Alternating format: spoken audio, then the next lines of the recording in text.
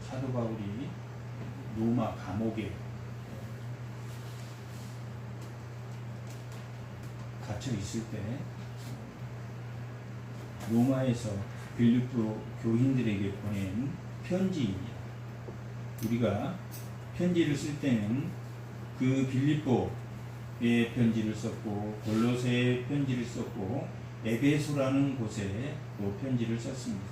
이렇게 자신이 감옥에 매여 있으면서도 그들에게 편지를 썼을 때는 그 빌립보에 맞는 편지를 썼을 것입니다. 어떤 사람은 이런 형편에, 어떤 사람은 이런 형편에, 어떤 교회는 이런 형편에, 어떤 교회는 이런 형편에 있는 교인들에게 편지를 썼는데, 이 빌립보에도 사도 바울이 예수님의 신실한 종인가 하는 그러한 문제가 있었고, 또한 교회 내에도 갈등이 있었습니다. 교회 내에 믿지 않는 자와 믿는 자, 또 다른 학문과 다른 철학을 가지고 있는, 다른 가치관을 가지고 있는 사람의 내부 갈등이 아닌 같은 믿음의 형제끼리 갈등이 있었던 걸로 보여집니다. 지난주에도 이야기했지만 특별히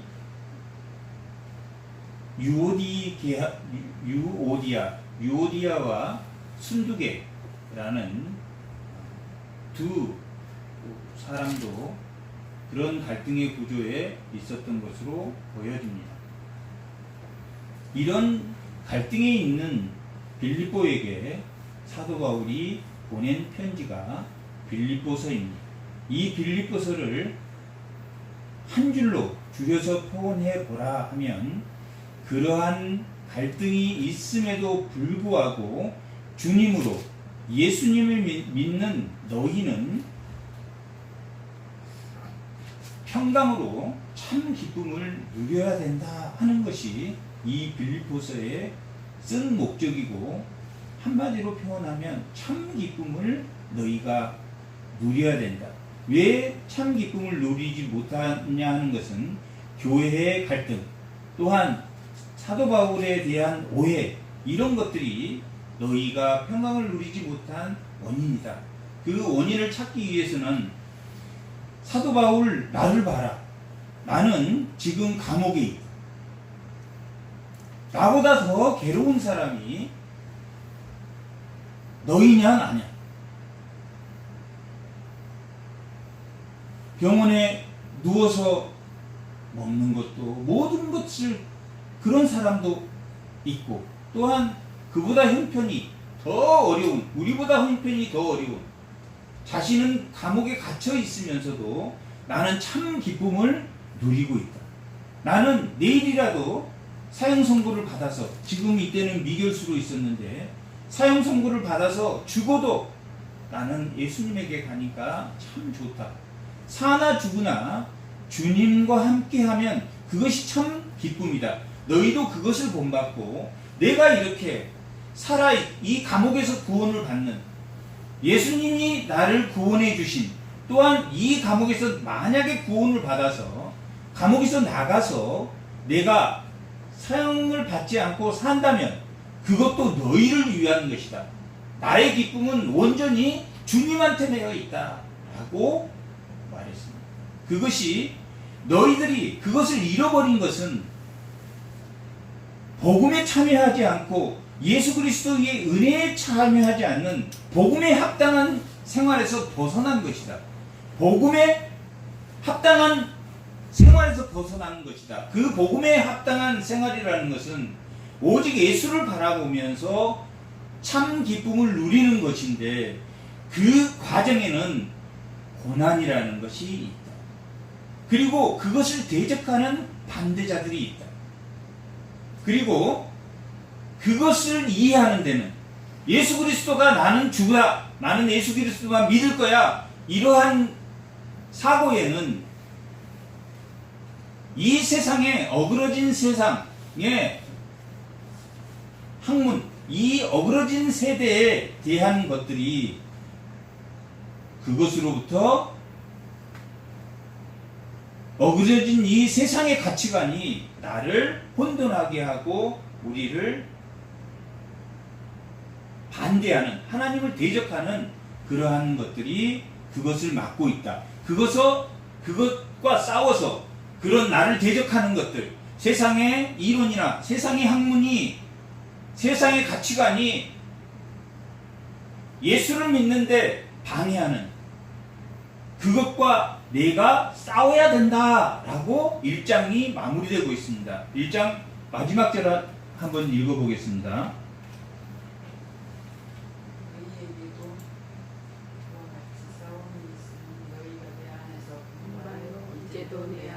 너희에게도 그와 같은 싸움이 있다. 사도 바울이 지금 고난 가운데 로마에 잡혀갔을 때도 스스로 잡혀가지 않아도 되는 상황이었는데 나는 목적이 뭡니까? 복음을 전하여 로마의 복음을 전하기 위해서 나는 스스로 잡혀갔습니다. 그것처럼 너희도 그런 싸움이 있을 것이다. 구체적으로 보면 2장 15절 한번 15절부터 한번 읽어보겠습니다. 2장 15절. 이는 너희가 흠이 없고 순전하여 어그러지고 거스르는 세대 가운데서 하나님의 흠 없는 자녀로 세상에서 그들 가운데 빛들로 나타내며 생명의 말씀을 밝혀 나의 다름질이 헛되지 아니하고 수고도 헛되지 아니하므로 그리스도의 날에 내가 자랑할 것이 있게 하려 함이라.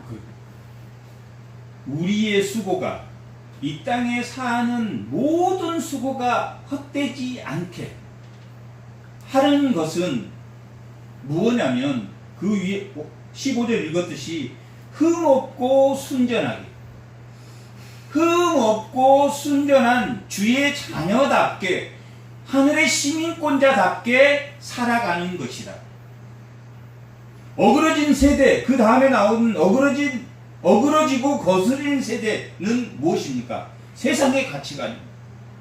세상의 가치관은 어그러지고 막말하고 직접 말 던지고 함부로 자기가 대장인 것처럼 그렇게 하는 사람을 우리가 똑똑한 사람이다 라고 하지만, 예수를 믿는 사람은 어떤 사람입니까? 흠없고 순전,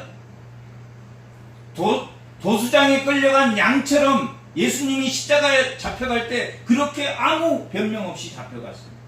흠없고 순전하게 하면 뭐하고 부딪힙니까? 어그러진 말과 거슬리는 말과 너희가 부딪히게 됩니다. 세상은 어그러지고 거슬리는 말을 사용하면 똑똑한 사람이지만 너희는 순전하고 흠없게 해야 된다. 그 싸움을 해야 된다. 그 싸움을 누가 했다는 이야기입니까? 감옥에 가기까지 사도 바울을 내가 했다. 그러므로 그 싸움을 하기 위해서, 그러므로 2장, 오늘 본문 2장 1절에서 11절까지 시작이 그러므로입니다. 어쩌므로? 너희가 싸워야 되므로. 무엇과? 어그러진 세상과 싸워야 되므로. 방법은 무슨 방법으로? 흠없고 뭐한 방법으로? 순전한 방법. 욕을 얻어먹든 누가 뭐라 해도 욕을 하든 침을 받든 채찍을 때리든 어떤 방법으로? 흠없고 순전한 방법으로 하나님의 말씀에 순종하는, 하나님의 말씀으로 밝혀 라고 나와. 그 밑에 보면 두 가지 방법인데, 너는 빛으로 밝히고 생명의 말씀으로 밝혀라. 빛으로 밝히고, 어둠은 빛이 있으면 물러갑니다. 그 방법이 흠없고 순전한 방법. 그것이 생명의 말씀이 바로 빛의 역할을 한다. 손해보는 것 같지만, 맞는 것 같지만 너희가 흠없고 순전한 방법으로 해라. 14절 한번 읽어보겠습니다.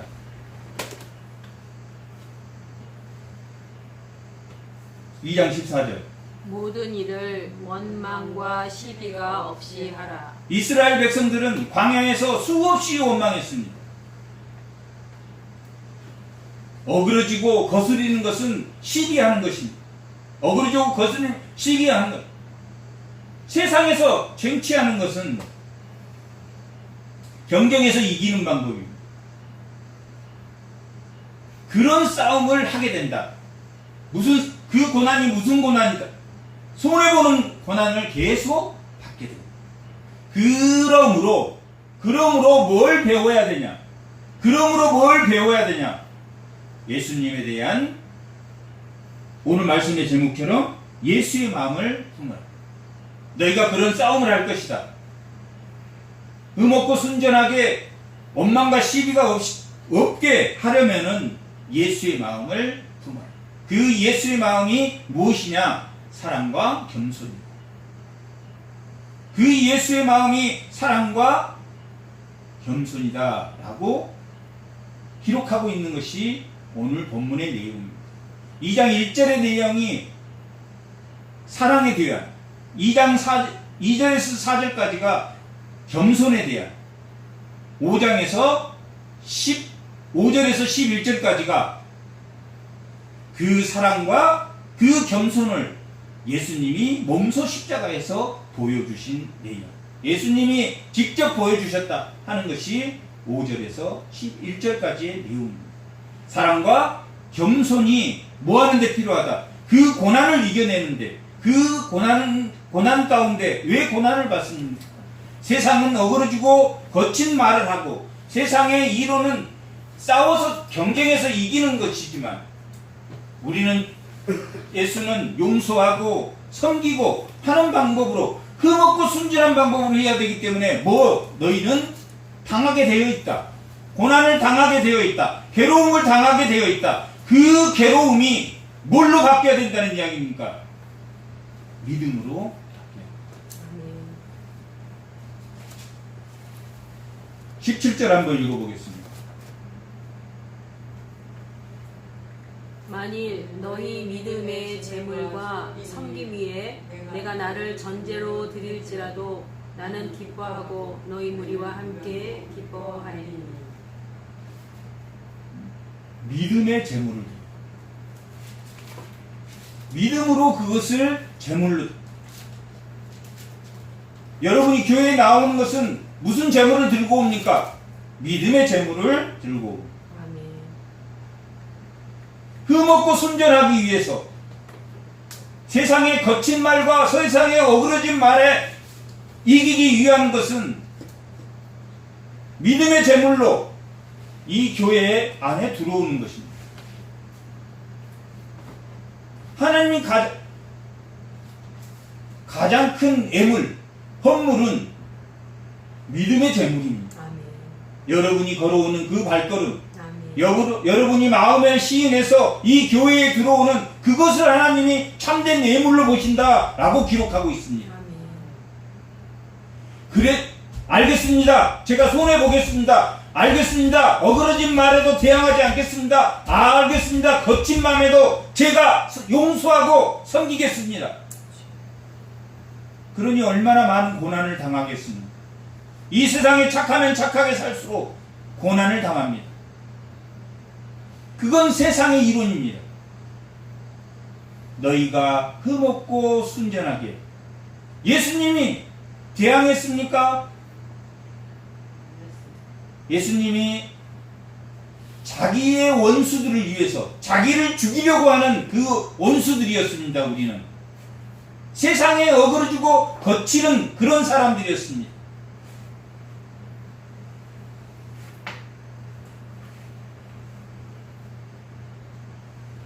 그것을 들고 그 마음을 가지고 이 교회에 들어오는 그 마음을 하나님이 가장 큰 애물로 보신다. 다음은 믿음의 재물과 섬김을 위해 내가 나를 전제로 드려. 나를 전제라는 것은 포도주를 따라서 드리는 예물입니다. 내 마음을 나를 섬김을 위해서 내 자신을 주 앞에 따라서 주 앞에 무릎을 꿇고 드리겠습니다. 하나는 믿음의 제물, 하나는 섬김을 위해서 제가 죽겠습니다. 제가 부어지겠습니다. 예수 앞에 부어지겠습니다. 그러면 나의 다른 박질이 헛되지 않아. 나의 수고가 헛되지 않는다. 이 해 아래 있는 모든 것은, 해 아래 있는 모든 수고는 헛되고 헛되다고 했습니다. 전도서 2장에서 우리가 했습니다. 그 헛되고 헛된 것 중에 먹고 마시고 수고하는 것은 하나님의 선물인데, 그 선물조차도 땅의 것을 위해서 살면 결국 뭐하게 된다? 헛되게 된다. 하지만 주 안에 수고하는 것은, 주 안에 다른 박질하는 것은, 주 안에서 당하고 고통받는 것은 절대로 헛되지 않는다. 그 헛되지 않는 증거는 무엇입니까? 예수를 믿음으로 평강을 누리기 때문입니다. 아멘. 예수를 누리고 예수를 믿고 아무리 돈이 많은 사람도 고통과 고민 속에서 이 세상의 것은 헛되고 헛되다 하고 죽는다면, 내 믿음을 전제로 드리고 나를 섬김을 위해서 하나님 앞에 부어지는 그러한 삶이 내가 있든지 가진 것이 있든지 없든지 그것이 평강을 누린다면, 그 다른 박질은 그 다른 박질은 헛되지 않은 것이다. 땅에 있는 것은 다 헛되고 헛되지만 위의 것을 찾아라. 골로새 3장에서 위의 것을 찾아라 라고 말한 것처럼 하나님 나라를 찾는 그것은, 그 수고와 다른 박질은 헛되지 않는 거라고 말하고 있습니다. 우리가 순전하고 흠없고 순전하게 살 때 우리가 세상에 당한 것 같지만 그들을 위해서 기도하고 나를 짓밟은 자를 위해서 기도하고, 예수님은 자기를 짓밟은 사람을 위해서 십자가에 죽으셨습니다. 자기 원수된 사람들을 위해서 십자가에 죽으셨다라고 로마서 5장에 기록하고 있습니다.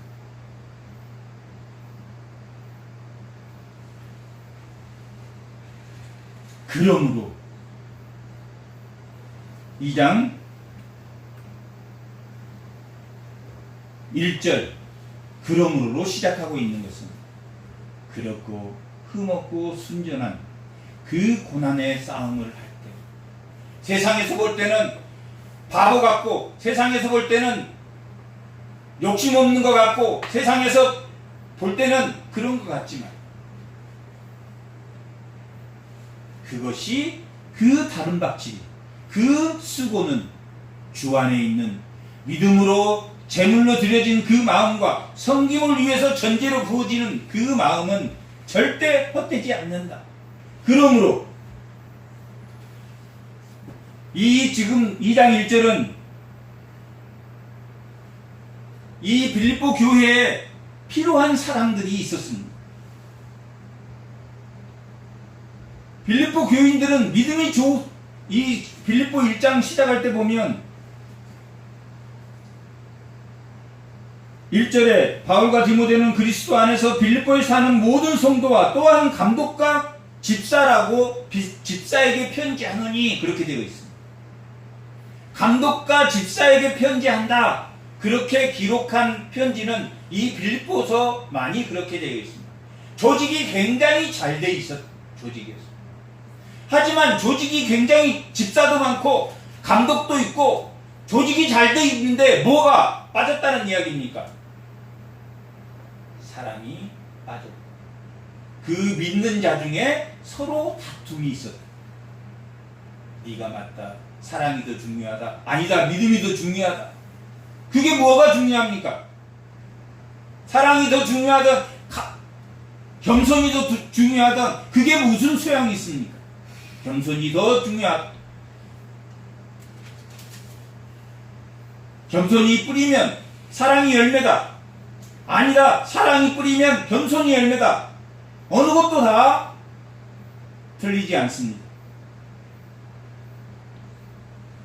그런 갈등 구조가 교회에 있었습니다. 다 믿으면 좋은데 권면할 때 무슨 권면이나 권면할 때 뭐가 빠졌다는 이야기입니까? 사랑이 빠졌다. 권면과 하나님은 우리에게 하나님이 말씀이 뭘로 우리를 바로 가게 합니까? 권면과 징계입니다. 권면과 징계가 없는 사람은 하나님의 자기 자녀에게 징계나 권면을 하지 않는 것은 부모가 아닌 것처럼 하나님에게 권면과 징계가 없는 사람은 사생하다. 그렇게 히브리서 12장은 증거하고 있습니다. 권면이 있을 텐데 권면을 받는 사람은 어떤 사람입니까? 연약한 자들. 신앙이 연약한 자입니다. 고린도 교회에도 그런 문제가 있었습니다. 고린도전서 3장에 신앙이 약한 자에게 신앙이 약한 자들이 분열이 있고 다툼이 있다라고 기록되어 있습니다.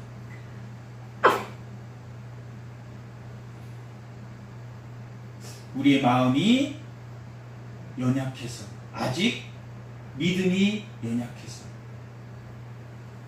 연약한 자에게 권면을 할 때 주의해라 그런 말.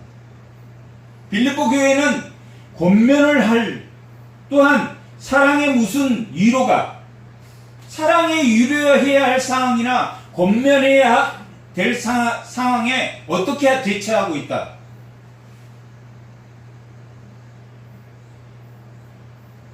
그 대처가 예수 그리스도의 사랑으로 하지 않고 있다라는 것을 볼 수 있습니다. 또한 성령의 무슨 교제나 이 교제라는 것은 코이노니아 앞에서 말한 복음의 참여, 은혜의 참여와 같은 단어입니다. 성령의 참여라고 바꿔도 상관없습니다. 성령의 교제, 성령의 참여 함이나 성령에 참여한다는 것은 교회가 하나 되지 못했다라는 것을 보여주는 말씀입니다. 긍휼이나 자비가 있거든 긍휼이나 자비가 어디에 있거든 빌립보 교회에 있거든 빌립보 교회에 권면이나 위로나 교제나 긍휼이나 자비의 문제가 있거든.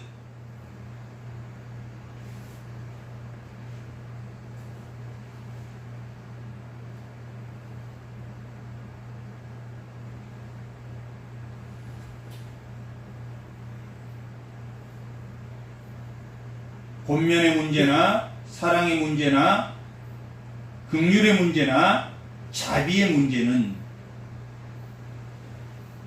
각 사람에게 어떤 위로도 김남인 집사님에 맞는 위로 우리 신재곤 어르신에 맞는 위로가 있습니다. 하지만 그것에 초점을 맞추지 마라. 고린도전서 9장에는 유대인은 유대인처럼 헬라인은 헬라인처럼 대하라 라고 말이 있습니다. 이 사람은 그 사람에 맞게 그 형편에 맞게 대하라. 그것은 모든 초점을 이 사람에 맞는 관점으로 이 사람에 맞게 이 사람에 맞는 관점으로 이 사람에 맞게 하라는 것이 아니라 예수의 마음을 품는 성령의 교제에 맞는 성령의 어디에 초점을 예수님의 초점을 맞춰서 위로도 유대인은 유대인 헬라인은 헬라인처럼 대하는 것도 그 유대인에 맞게 내 생활의 모든 것을 고치는 게 아니라 예수님의 가치관을 두면 이 사람은 이 사람에 맞게 그 연약함에 맞게 해야 되고 이 사람은 이 사람에 맞게 연약함을 하는 것이 사람의 가치관에 맞게 내가 행동한다는 뜻이 아니라 예수의 마음을 품었을 때 그것이 가능하다.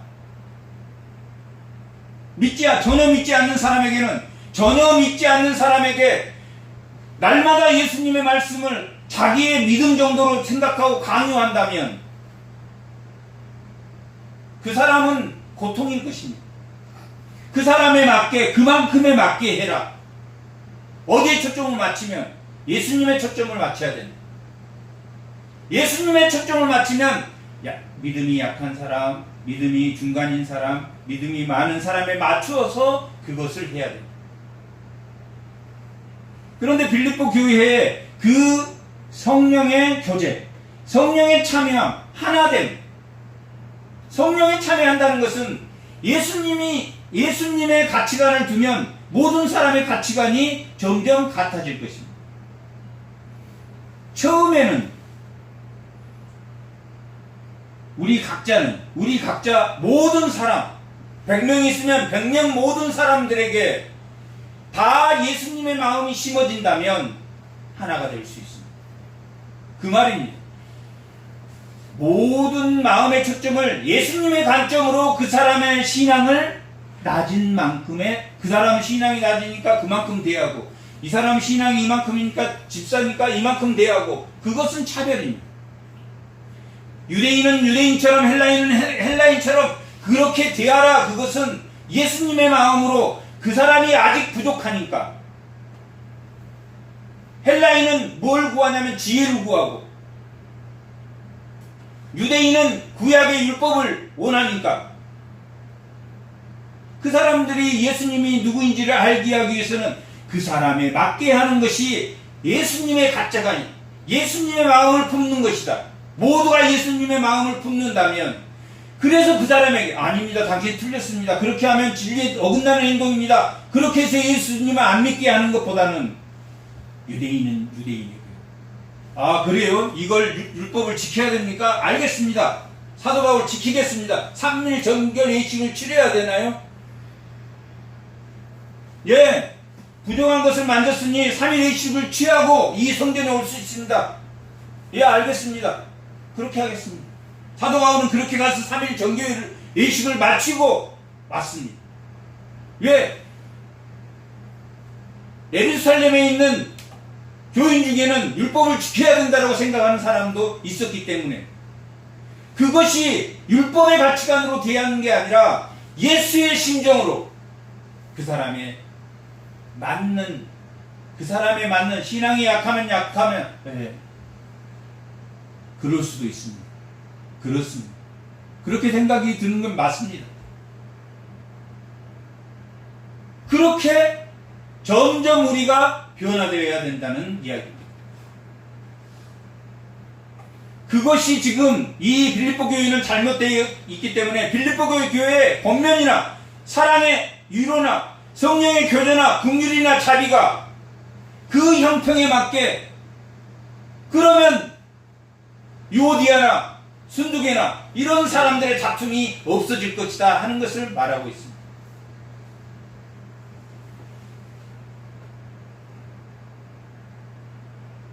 2절, 마음을 같이하여 같은 사랑을 가지고 뜻을 합하여 한 마음을 품고. 무슨 가치관으로 하나로 되어 가는 것입니까? 예수의 마음으로 하나가 되어지, 예수의 가치관으로 하나가 되어집니다.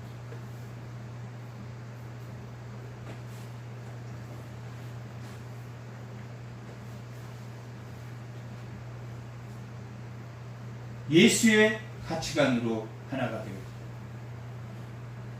그것이 마음을 같이하고 같은 사랑을 가지고 뜻을 합하여 한 마음을 품는 것입니다. 1장 17절에도 너희가 한 마음으로 서서 한 뜻으로 복음의 신앙을 위하여 협력하는 것이다. 복음의 신앙에 협력하는 것이나 무슨 일에 대적관절 때문에 두려워하지 않는 이 일을 듣고자 합니다.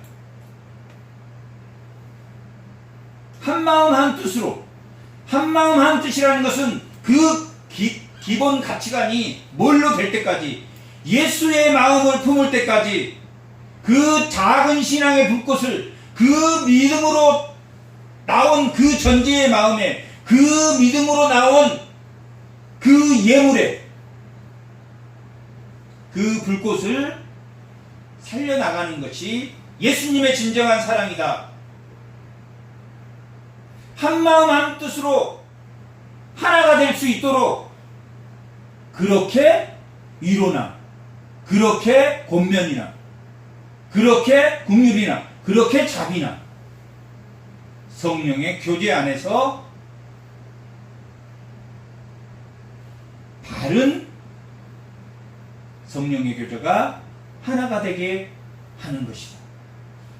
그것이 너희들에게 있다면 한마음 한뜻으로 초심으로 돌아가 예수의 가치관으로 그들을 바라보고, 그들의 신앙이 육신에 속한 그 신앙에 세상의 정욕이 아직 세상의 정욕이 아직 하나님 말씀을 다 모르니 그들을 권면할 때는 더 따뜻하게 해야 된다 라고 기록하고 있습니다.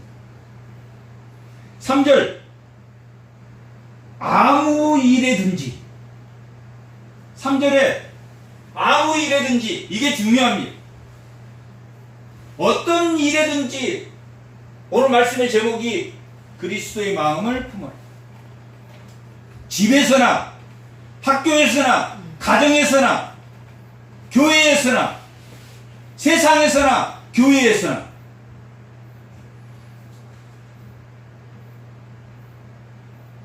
2장 15절에 너희가 흠없고 순전한 그곳은 교회입니다.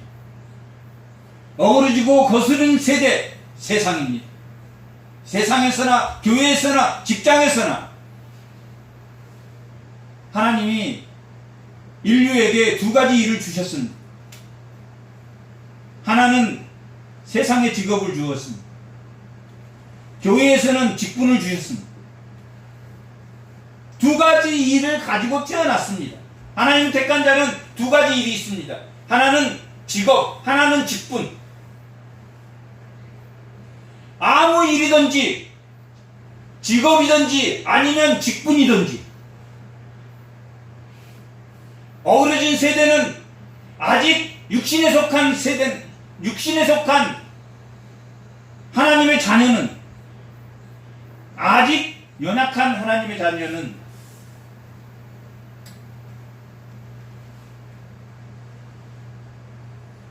어디에도 가치관이 있습니까? 직업에도 가치관. 자기 직업은 충실하게 열심히 하고, 교회 직분은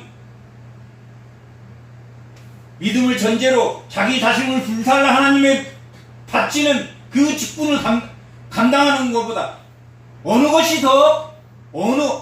것이든지, 아무 일이든지, 어떤 일이든지, 직업이든지, 가정이든지, 교회 직분이든지, 교회에는 직분의 사명을 주시고 세상에는 직업의 사명을 주셨는데, 그걸 둘 다 동일하게 예수의 마음을 품고 해라. 어떻게 살아라? 흠없고 순전하라. 땡깡을 놓던, 괴롭히던, 예수님이 십자가에서 한마디의 변명 없이 이 세상의 모든 택한 자의 죄를 다 계속해서 죽으셨습니다. 우리의 죄가 그냥 없어진 게 아닙니다. 우리의 죄가 그냥 없어진 게 아니라 공의의 하나님, 예수님이 그 죄를 다 자신이 제물이 돼서 십자가에서 죽었기 때문에 우리는 여전히 죄인이지만 하나님은 우리를 볼 때 예수를 믿음으로 예수의 공로를 보고, 아멘. 예수의 공로를 보고 사는 동안 하늘의 시민권자로, 하나님의 자녀로 바라보고 구할 때마다 하나님이 부어줄 때 구할 때마다 하나님을 들으신다라고 기록하고 있는 것입니다.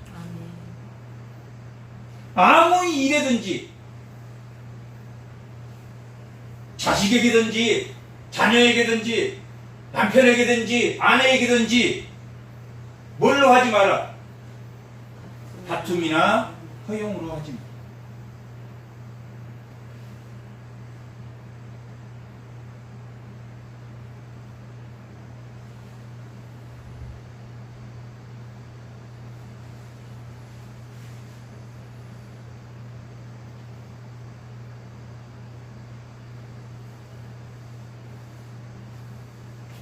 허용은 자기보다 더 지나치게 자신을 보이려고 하는 것을 허용이라고. 허용이라고. 자신보다 자기를 더 자기보다 자신을 더 돋보이게 하려고 하는 것. 모든 인간에게 그게 있습니다. 그래서 죄를 짓습니다. 경쟁에서 이기려고 하는, 다툼에서 이기려고 하는, 자기보다 더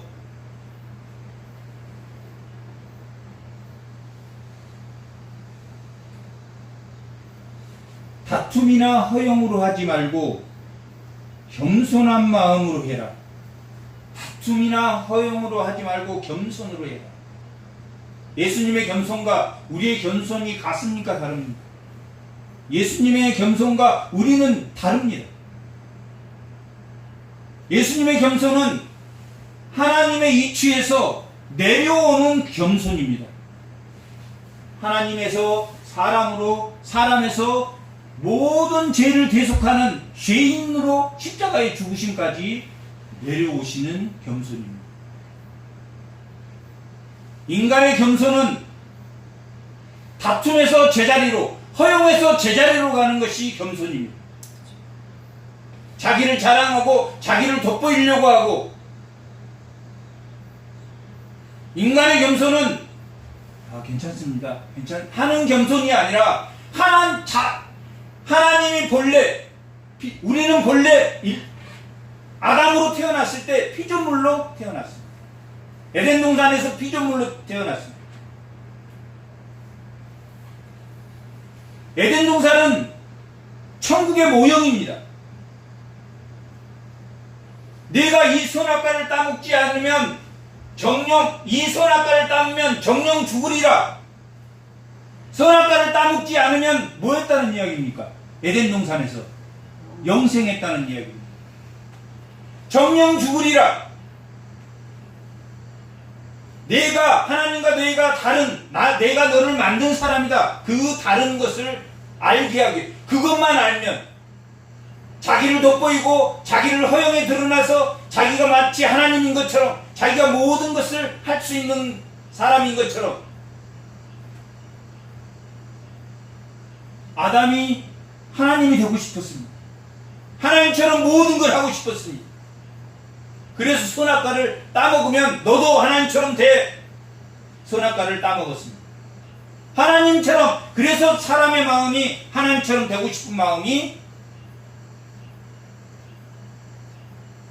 있습니다.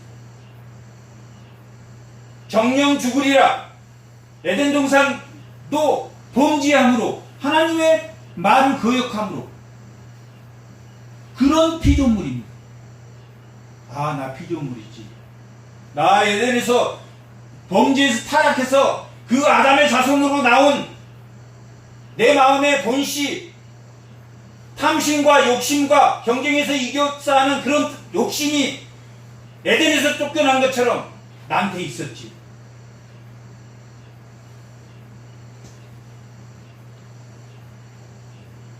원래 내 자리로 찾아갈 거야. 나 피조물이고, 나 죄인이었던 그 타락한 마음으로 태어났는데 하나님이 나를 구원해서 겸손한 자리로 나를 옮겨주시고 흠없고 순전한 자로 만들어주시고 하늘의 시민권자로 만들어주셨다. 3장 20절 한번 읽어요. 20절 21절 한번 읽어요.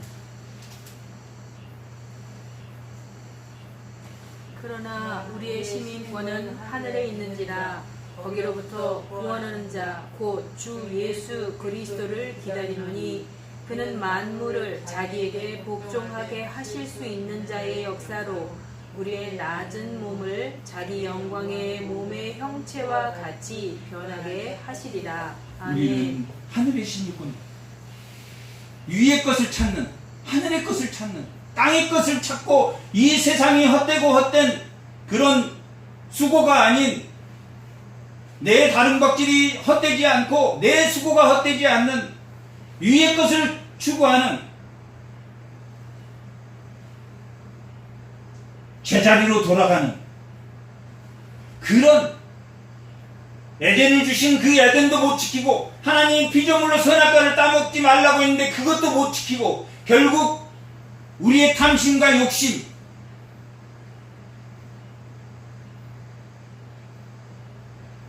육체의 정욕과 안목의 정욕과 이생의 자랑이 아는 체하고 이 땅에 살면서 자기를 높이려고 하고 마음속에 탐심은 끌어오르고 그런 자리에서 그 에덴보다 좋은, 에덴보다 더 나은 하나님 나라, 그 에덴 동산의 성취가 하나님 나라, 새하늘 새 땅, 그 하나님의 시민권자로 나를 삼아 주셨으니 제 자리로 돌아가겠습니다. 그것이 뭡니까? 우리의 겸손입니다. 예수님의 겸손은 하나님과 동등한 위치에서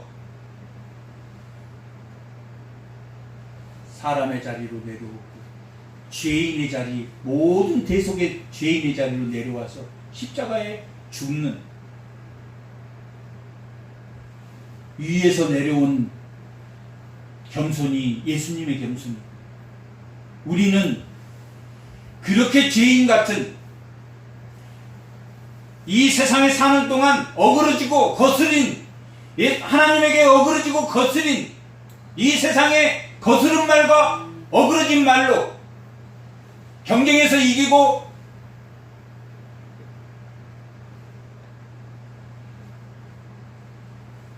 원망과 시기와 그런 자리에서 하나님의 자녀의 자리, 원래의 자리로 돌아갔는데 에덴보다 좋은, 에덴보다 더 나은 하나님 나라의 자녀로 삼아 주셨으니 우리가 겸손해야, 그것이 예수를 믿는 겸손입니다. 그러니 이 세상의 수고가 다 헛되고 헛되지만 예수님을 위해서 다름박질하고 예수님을 위해서, 주를 위해서 수고하는 것은 헛되지 않는, 흠없고 순전해서 바보 같고 멍청하고 잘못되고 남이 욕해도 괜찮습니다, 남이 때려도 괜찮습니다 라고 하는 것 같아도 그것이 제자리로 돌아가는 겸손이다 라고 말합니다. 겸손의 특징은, 그러면 겸손의 특징이 뭡니까? 예수님의 마음을 품는 그 사랑과 겸손의 특징이 뭡니까? 그 다음에 나와 있습니다. 겸손의 마음으로 각각 자기보다 남을 낮게 여기고. 제자리로 돌아가는 것이 남을 낮게 여기는 것. 하나님을 사랑하고 이웃을 사랑하는 것이 내 계명이다 라고 말한 것처럼, 율법이 하나님을 사랑하고 이웃을 사랑하는 것이다 라고 말한 것처럼 남을 나보다 낮게 여기는 것이 타락의 자리에서 어디로, 어그러지고 거칠은 세상의 나라에서 어디로, 하나님 나라로 옮겨지는 것입니다. 하나님 나라로 옮겨진 것이 흠없고 순전해서 바보 같지만 그 수고는, 그 다림박질은, 그 고난의 싸움은 세상의 거친 말과 세상의 악독과 세상의 악한 욕과 싸워서 이기는 것이 은혜와 평강을 누리는 그 먹고 순전한 하나님의 시민권자로서의 겸손으로 돌아가는 것이다. 예수님의 겸손은 내려오는 거지만 우리의 겸손은 돌아가는 것입니다. 하나님의 애초에 인류를 만들었을 때 순전하고 흠없게 구원의 계획에 따라 택한 자를 구원해서 우리는 이 자리에 모였습니다. 그 우리의 겸손의 특징, 흠없고 순전한 겸손의 특징은 남을 나보다 더 귀하게 해요. 내 먹을 것을 하나 덜 먹고 남에게 주고, 자기 거 아깝지 않는 게 어디 있습니까? 자기 게 아깝지 않는 게 어디 있습니까, 세상에? 하지만 예수를 믿는 그 겸손은 자기보다 남이 먹는 것을 더 즐겁게 생각합니다. 자기보다 남을 더, 저 사람이 나보다 더 나은 사람이야. 그게 겸손의 특징이다. 또 한 특징은 각각 자기 일을 돌본, 각각 자기 일을 돌본. 하나님 우리에게 뭘 줬다 그랬습니까? 직업과 직분을 주었어. 나의 직업, 나의 일,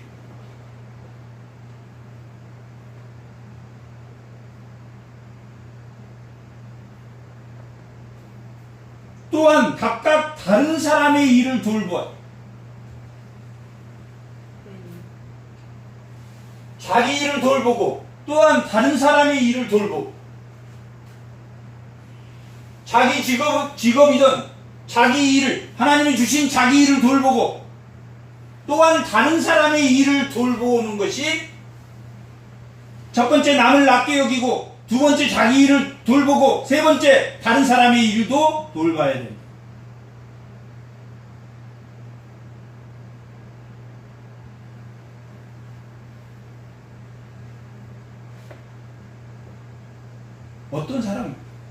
어떤 사람까지 돌봐야 됩니까? 3장 1절. 아니 2장 3절. 아무 일이든지, 나 욕을 하는 사람이든, 나를 해코지했던 사람이든, 나를 괴롭혔던 사람이든, 아무 일이든지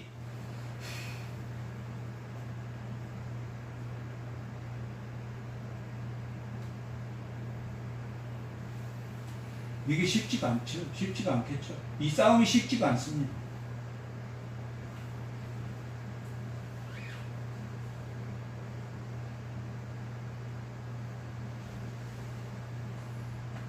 남을 낮게 여기고 자기 일에 충성하고, 하나님 주신 직업, 하나님 주신 직분, 또 이웃을 사랑하고 남의 일도 돌보고. 남의 일, 자기보다 낫는 사람 돌보는 게 아니라 어떤 사람 돌보라는 이야기입니까?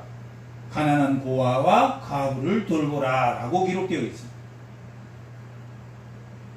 한마음 한뜻, 한마음 한뜻이라는 것은 사도행전 2장 43절, 4장 32절 아래에 나와 있는 너희가 함께 하나가 되어라, 함께 하나가 되어라, 한마음 한뜻으로 살아라 라고 기록되어 있습니다. 그거의 공동체다. 우리가 요한복음 17장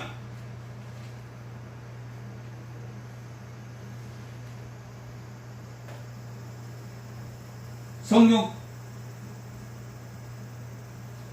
13절에서 23절까지 읽었습니다. 예수님이, 이 17장은 예수님이 마지막에 십자가에 가기 전에 마지막 다락방에서 제자들에게 가르친 내용입니다. 너희가 하나가 되라, 한마음 한뜻으로 하나가 되라, 그 말입니다. 요한복음 17장 13절에서 23절까지가 하나가 되라. 성령의 참여로, 성령의 교제로 모든 가치관이 예수님의 가치관으로 이 사람한테는 이렇게, 이 사람한테 이렇게 하는 것이 그 사람에 맞춰서가 아니라 예수님의 가치관으로 연약한 겉면이나 예수님의 가치관으로 연약한 자는 연약하게, 믿음이 좋은 사람은 믿음이 좋은 사람 맞게 겉면과 위로를 해라.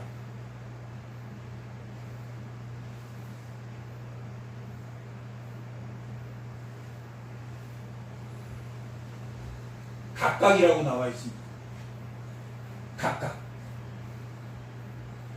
하나님 앞에 다 각각 상급이 있습니다. 흠없고 순전하게 어그러진 세상과 고난과 다툼이 있을진데 각각 남을 낮게 여기고 자기 일을 열심히 하고 다른 사람의 일도, 고아와 가부의 일도 돌봐라.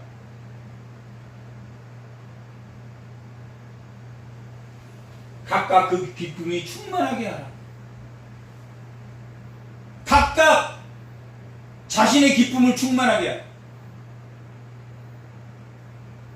빌립보 교인들에게 너희들 그렇게 다투고 네가 맞네 내가 맞네 해서 그것은 예수의 마음이 아니다.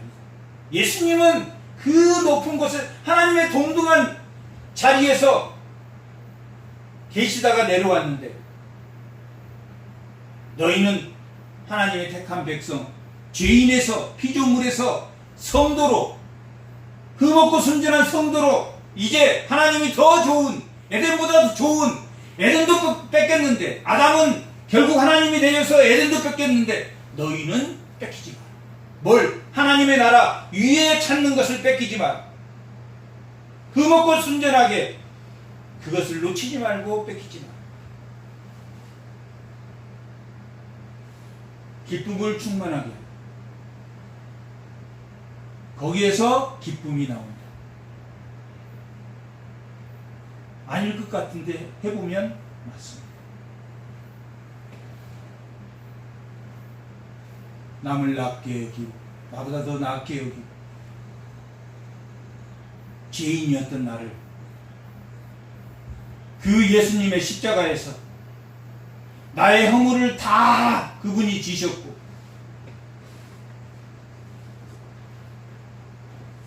성령의 의존, 성령에 의지하고 예수님에 의지하고 하나님에게 의지하는 그 인도함을 받는 우리는 각각 그 기쁨에 충만해야 된다라고 기록하고 있습니다. 이 충만은, 이 기쁨을 충만하게 하는 것은 뭘 충만하게 하는 것입니까? 만물을 충만하게 하는, 교회는,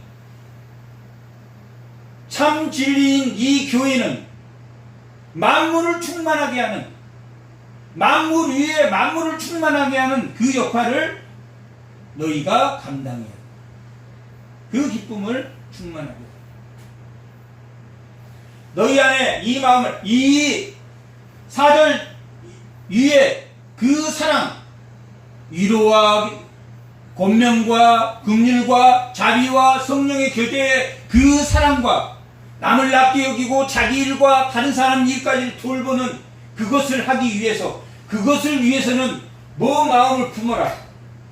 5절 그리스도, 오늘 말씀의 제목 그리스도, 예수의 마음을, 예수의 가치관이 돼서 바라보고 바라봐서 모든 사람이 예수를 바라보는 그 마음을 품는다면 뭐가 될 수 있습니까? 하나가 될 수 있습니다. 예수님이 마지막 다락방 광야에서 제자들에게 하나가 되라, 세상의 기쁨이 되라, 그렇게 말하고 있는 거죠.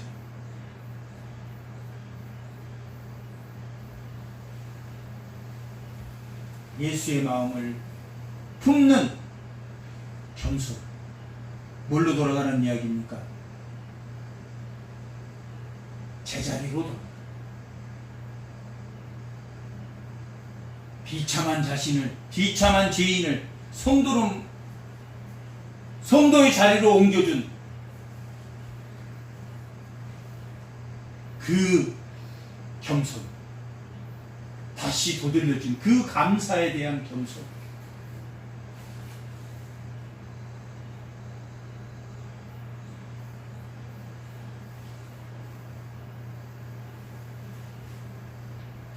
그 겸손과 사랑을 품는 것은 예수의 마음을 품는 것이다 라고 빌립보 교인들에게 편지를 하고 있습니다.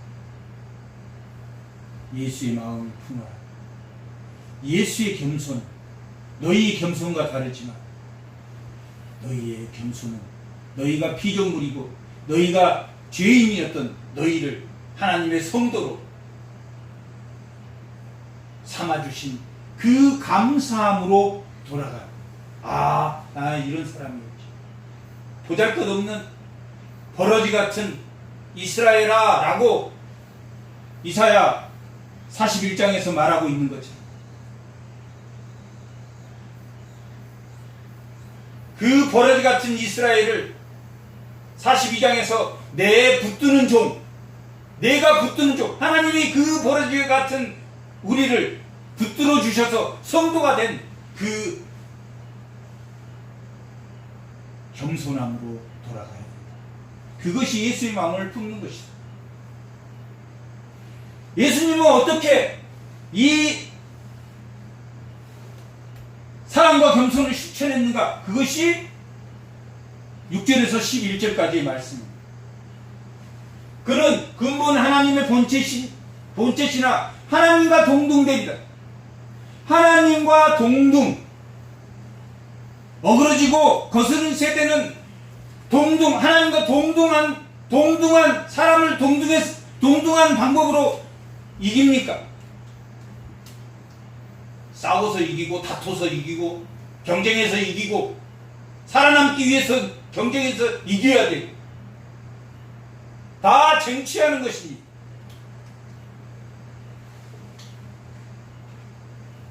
동등하다는 것은 쟁취하지 않았다는 것입니다.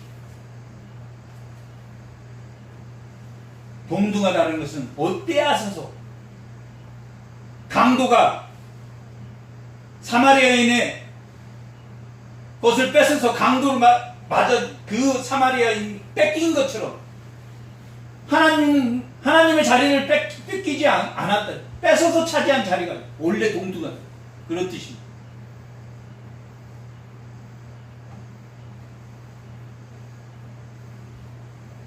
동등한 걸 취할거로 여기지 아니하시고 원래 하나님과 동등한 본질이 같은 그는 예수님은 근본 하나님이시다. 오히려 자기를 비워 종의 형체를 가지고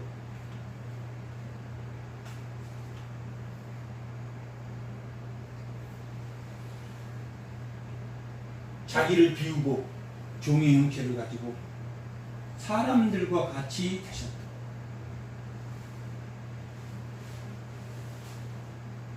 허화와 비화라고 합니다. 자기를 비우고 자기를 비우기만 하고 종의 형체를 비우기만 하고 자기를 종의 형체로 두지 않으면 그것도 안 됩니다. 자기를 하나님의 본질로 하나님의 본체를 가지고 종의 형체로 오셨습니까? 이 본질의 자체를 비웠습니까? 본질의 자체를 비우시고 종의 형체가 됩니다.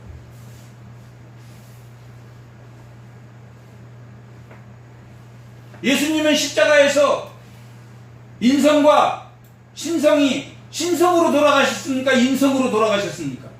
인성으로. 사람이에요. 신성이 있었지만 사용하지 않고 그 모든 고난 인간의 그대로 고통을 다 당하셨어요. 그 말입니다. 자기를 비웠습니다. 신성을 사용하지 않고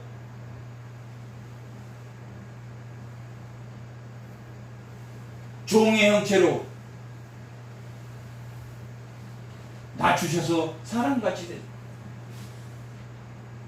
원래 동등한데 하나님의 자리를 쟁취해서 얻은 게 아니라 원래 삼위일체 하나님은 동등한 본질이 같은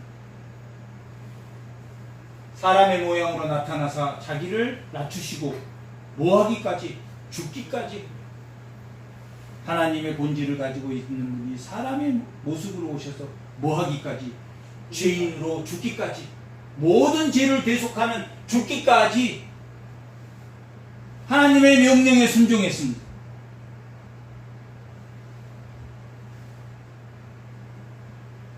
곧 십자가에 죽으십니다. 십자가에서 우리의 비참해, 우리의 육체의 정욕과 안목의 정욕과 이생의 자랑으로 가득 찬 우리의 탐심을 모두 십자가에 지고 그 죄를 다 계산해 주셨습니다. 피 흘리면서 다 그 계산 지불해, 그 값을 지불해 주었습니다. 나의 죄를 대속해 주셨습니다.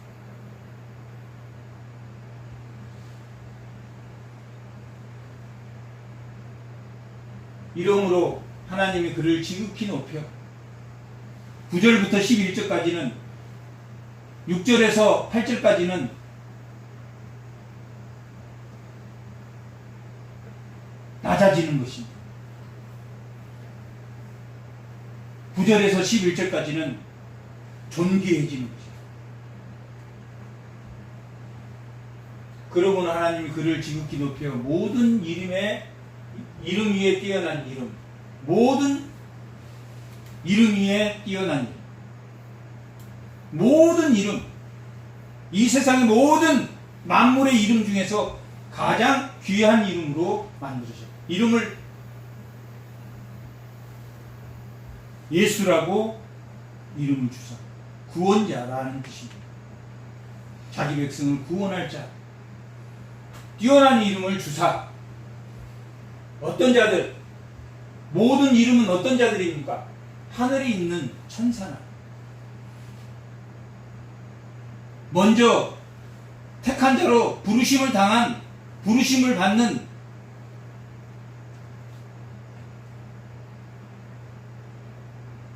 예수를 믿는 존귀한 영들이나 천사나 존귀한 영이나 하늘에 있는 자는 천사나 먼저 택함을 받아서 먼저 돌아가셔서 그 영혼이 구원받아 예수님 우편에 함께 있는 영이 함께 있는 그런 하늘에 있는 자들과 땅에 있는 자들은 누굽니까?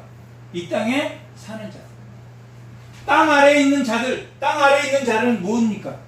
죽은 자. 예수를 믿지 않는 자나 예수를 믿는 자나 다 땅 아래에 있는, 하늘에 있는 자들과 땅에 있는 자들과 땅 아래에 있는 예수를 믿고 구원받지 못해서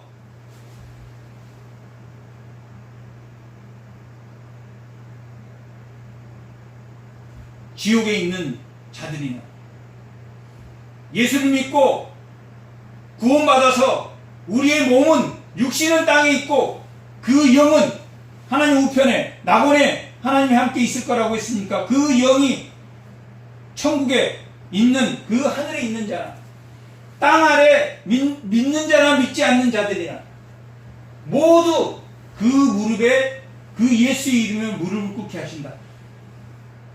모든 무릎을 결국은 뭐가 있을 것이다? 심판이 있을 것이다. 믿는 자와 믿지 않는 모든 자들이 그 앞에 무릎을 꿇어 심판을 받게 될 것이다.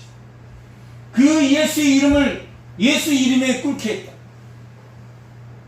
가장 그 이름을 존귀하게 해서 모든 사람이 그 예수의 앞에 심판을 받게 하셨다. 믿는 자나 믿지 않는 자나 모두 다 심판을 받게 될 것이다. 11절